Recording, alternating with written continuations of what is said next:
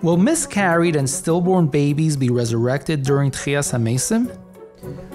So this is a very long discussion,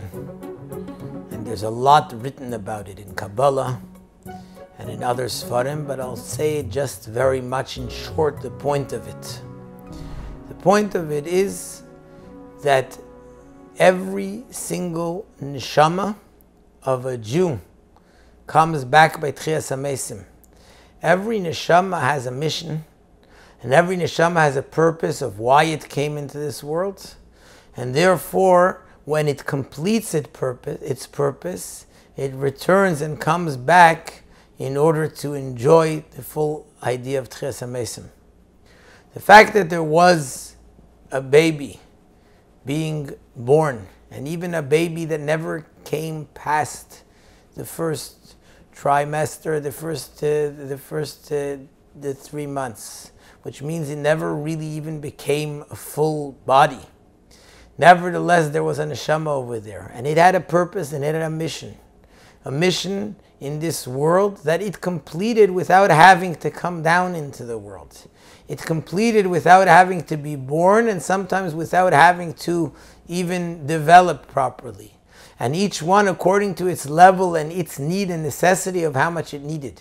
It fulfilled and completed its mission, and because it fulfilled and completed its mission, that neshama comes back with the full glory into Techias Hamaiysim.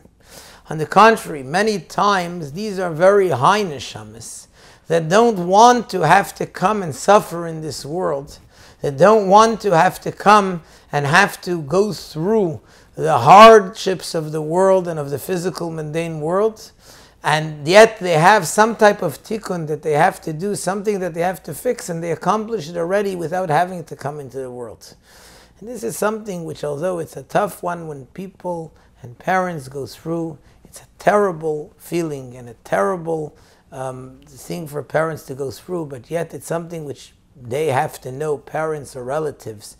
is that actually it was an amazing schus to be able to get such a high neshama, like a famous story with the Baal Shem Tov, that the Baal Shem Tov, there was one time an old couple, Baal Shem Tov blessed them, they'll have a child, they had a child, and once the child was 2 years old, the whole time the child was crying and crying and crying, and finally they came to the Baal Shem Tov, they said, what should we do? And the Baal Shem Tov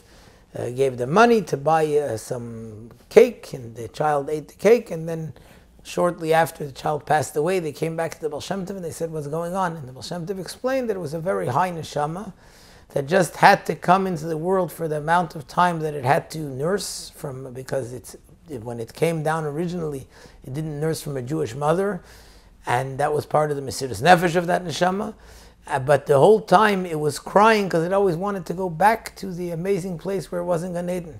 And you had the merit to have this great, amazing neshama. And it says even more than that, a neshama that never even was born. It's a very high neshama that didn't even have to come into the world. But definitely, that neshama comes back in the highest place, in the most great and powerful place when it comes to Techias Hamaiysim.